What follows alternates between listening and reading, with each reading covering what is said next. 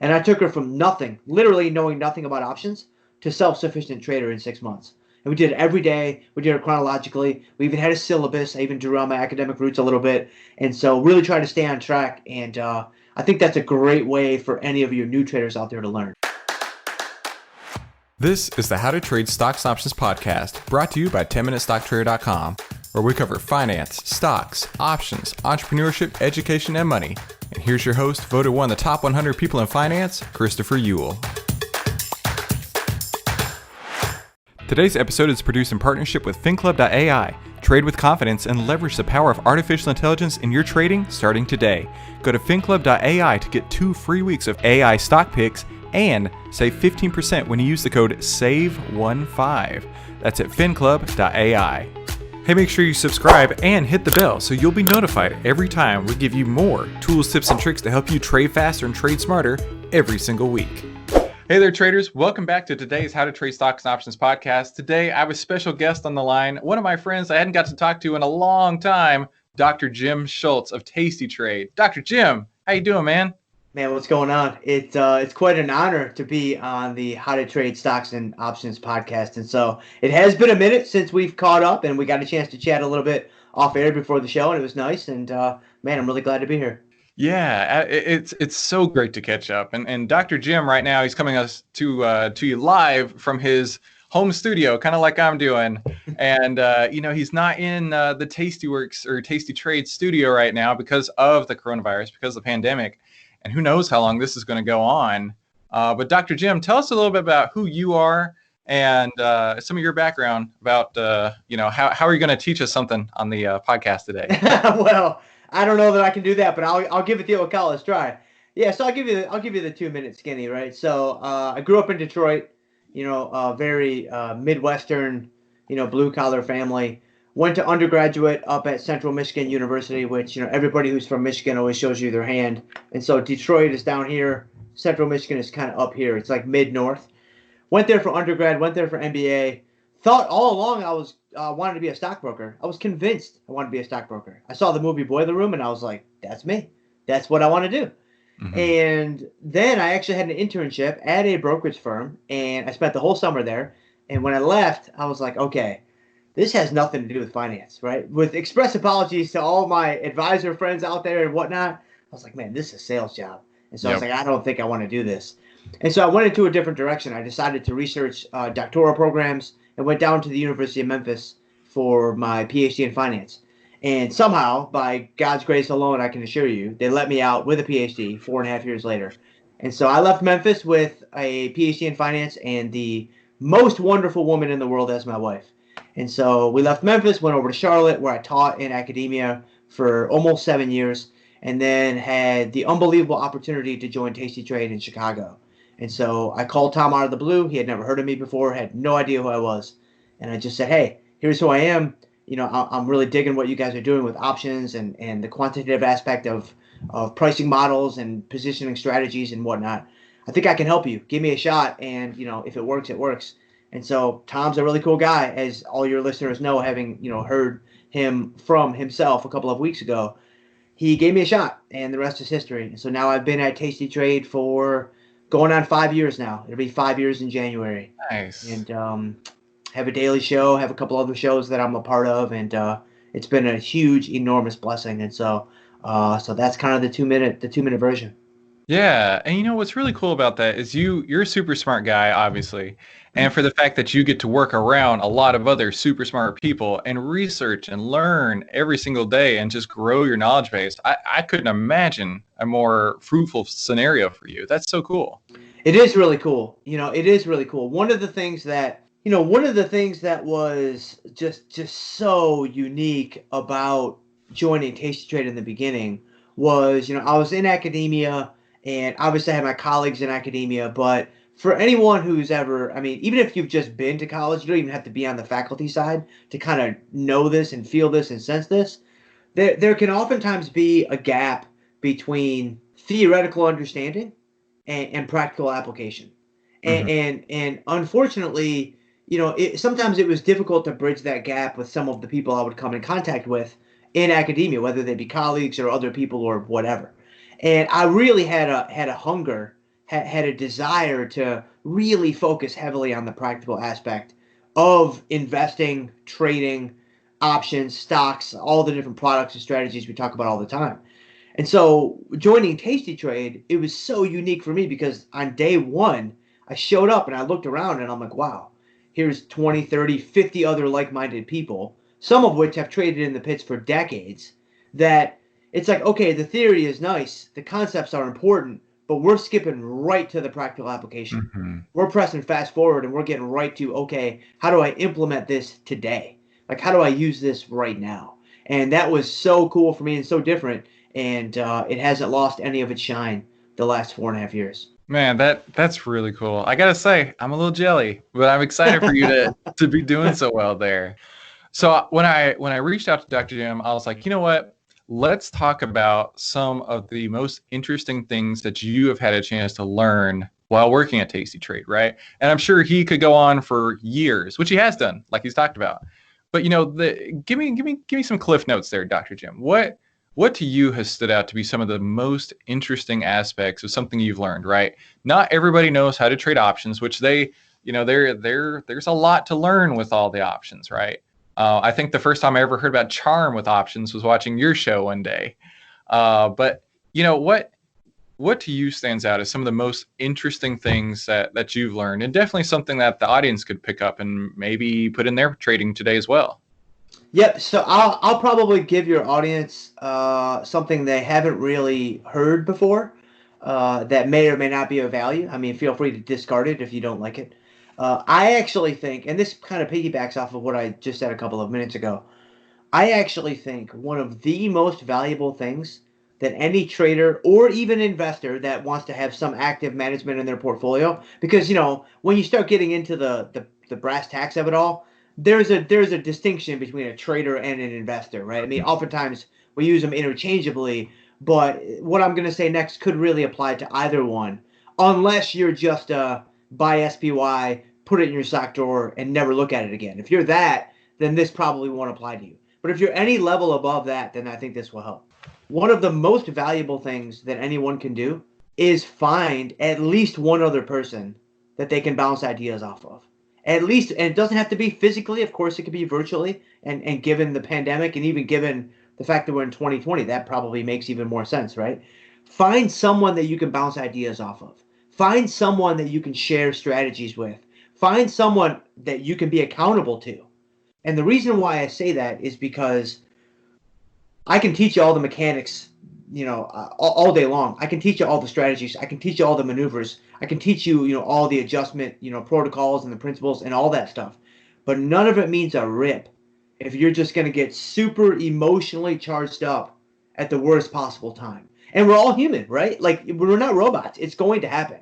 And I don't care who you're talking to. I don't care if it's the most experienced, most seasoned trader you've ever, heard speak. We are humans. They are humans. We all make mistakes. And it can be extremely helpful when you just have somebody that is outside of your own head telling you, man, I don't know if that's a good idea. I think you might want to consider X. I think you might want to consider Y. Like, let's kind of talk through what you're going to do. And the thing about being at Tastytrade is I'm constantly surrounded by that group of folks, right? Like, don't get me wrong, we're all normally working independently and autonomously and what have you. But when things like what happened 3 months ago happen, it's like, wow, being able to have other people around, again, either physically or virtually, it's worth its weight in gold, man. It is probably the number one thing that I would do if I were a new trader or even an intermediate trader. And honestly, one last note on that, it could even be your spouse. Like this opens up a can of worms that maybe will take us in a whole new direction, right? If your spouse may have nothing to do with trading, your spouse may not want to know anything about trading, but it might not be a terrible idea to open up the lanes of transparency there. And assuming you have a good relationship with your spouse, which I think is a reasonable assumption, right? They're your spouse. It might actually be good to have someone who's not a trader, right? Have a totally objective look at what's going on. Now, of course, that brings in potentially some other difficult elements like, you don't know what's going on and that kind of stuff. But I think on the other side of it, having somebody, anybody that cares about you as a person, a trader, investor, it's worth a ton. It's worth a ton. Wow, that's really, really insightful. In fact, that's the first time I've ever heard someone give trading advice where it's, have someone else basically to trade with, right? Wow, that's super clever. In fact, I've actually thought about that specifically. Because early on in my trading career, and I'm sure like everybody else, right? When you're not doing the right thing and you're basing your decisions on emotions, right? Like the hope of something coming back, or you're deep in the money on a short call, and you're like, I don't know what to do. I'll just roll it again. And that was a thought of mine is, hey, I need to just bounce some ideas off of somebody, right? And if I were trading on my own, it would be different than trading basically like a team, I guess you could say, right? Because then you got your teammates who are always looking for out, looking off your back. No, I'm not saying that right. Looking behind your back. There you go. Yeah. Looking behind your back, like, hey man, what are you doing here? So that's super, super interesting. I may have to figure out a way to do that. Now I can't do it with my wife because my wife, whenever I start bringing up anything with numbers, this is her face. She's like, sure, yeah. Where's my phone? I need to scroll on it while you're talking. My wife doesn't care about numbers whatsoever. As long as she can keep buying on Amazon, that's all she cares about. On that topic, there was one day last week, Jim, I tell you what, I came home. There were 13 Amazon packages on my doorstep. And I was like, what are you doing?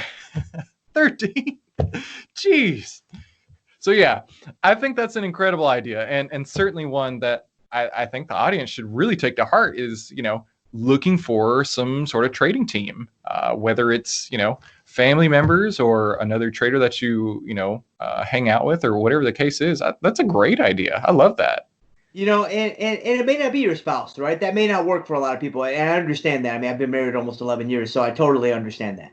And so you may want to look elsewhere, but I did want to throw that out there as a possibility. I'll even go so far as to say, Chris, that I think that if your listeners are out there and they want to be active in this space and they want to be successful and consistently successful, you can't do that in a silo. You can't. I really don't think you can. I've tried, failed miserably with a capital M. I think that you've got to have somebody else. And again, that can come in different forms, right? People have to maybe get a little creative here. It may only be through email. It may only be through mentorship, however you want to phrase it, right? It may only be through some things that aren't like, man, you're side by side in the foxhole and you're there every day. That may not be a feasible solution for a lot of people. I got it. But I think everybody, if they exercised a little bit of creativity and innovation and some thought, they could figure out a way to have some level of accountability. Because, man, March took a lot of people down. March took a lot of people down. March took a lot of people out, right? I mean, I felt a ton of pain in March. Thankfully, I think I'll be able to see the other side of that. But I think one of the big reasons why that's the case is because I'm not in a silo. And so yeah, I would really take that to heart for your listeners out there. Yeah, that's super, super insightful. That right there is the difference between knowledge and wisdom, right? Knowledge being, oh yeah, your delta is this and your gamma is that, but knowing, hey, you know what? It's a good idea to share that with people. Yeah, that's smart. What else you got for me, Jim? I need to be taking notes. So, as far as learning at Tastytrade? Yeah, what else to you has been something that's come across? You're like, whoa, I never would have thought of that, and now I got to start doing it, and it's now become a part of your trading. Yep. So I'll give you I'll give you something else that I think is super relevant to today's environment. Because when you asked me to be on the show, I was like, okay, what are we going to talk about? And I thought about it. And I'm like, well, let's try to make this really, really relevant. Right, so that not only can it live in an evergreen way, but anybody who happens to be listening now in real time, June 2020, can take away some things that can help them immediately. So I think the trading buddy, or however you want to phrase it, thing can be that. Mm-hmm. Here's another thing, and this ties directly into the research that the team does at Tastytrade all the time. We'll show these studies, right, and we'll show this research going back to usually about 2005. That's where our options data begins. So obviously, smack dab in the, well, I guess it wouldn't be the center, but in the front part of 2005 to present day is October 2008. And everybody knows what happened on or in October 2008, right? I mean, obviously the market melted down, very similar to how it did a couple of months ago. And we can get into the statistical nature of this, but really, it just has to happen, right? For any distribution, there has to be outliers on both sides. There has to be a few data points in that extreme left tail. It just has to happen. That's just purely statistics. Like, we could get into the news that drove that and, the financial crisis and all of that. But if you just remove yourself from that, you have to remember, as a statistician, whether it be, a legitimate one or an armchair one, either way, right? Every trader is one to some degree. You just have to appreciate the fact that it has to happen. Well, anyway, when you show a study that's 15 years long, 2005 to 2020, and you see October 2008, December 2018, and then 3 months ago, you see those on the chart. You look at them on the chart and you hear, Kai explain the study, you hear Beef explain the study, or you hear whoever explain the study.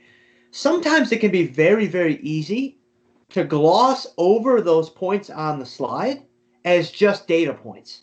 As just like, wow, like that's just a data point. It's just a blip on the radar screen. And you, again, kind of mentally fast forward to the end result where it's like, okay, if I stuck with this strategy, my P&L, my average P&L per day would be $18, or my average P&L would outperform SPY by 2%, or whatever the case may be, right? Options are obviously extremely powerful products, and we can talk about that today or maybe another time. No one's arguing that. But here's where it starts to get really, really tricky, in my opinion. Again, we're not robots. We're not machines, right? We're not just controlled by, yes, no commands and if-then statements. We are humans with emotions. And so, yes, when you're looking at a study that the Tastytrade team applies, and you look at 2008, 2018, 2020, they're just blips on the radar screen. But when you are experiencing that, like you did 3 months ago, this is when you start to feel all the emotions, and they come over you like a wave. Mm-hmm. Fear, greed, hope, uncertainty, anxiety, they're all coming in there. This is no longer a blip on the radar screen. This is no longer just some study that has no relevance in your life. This is you, this is now, and this is real money, right? And so now the question is, can you do what you're supposed to do, right? Can you actually lean on the mechanics right now when you need to?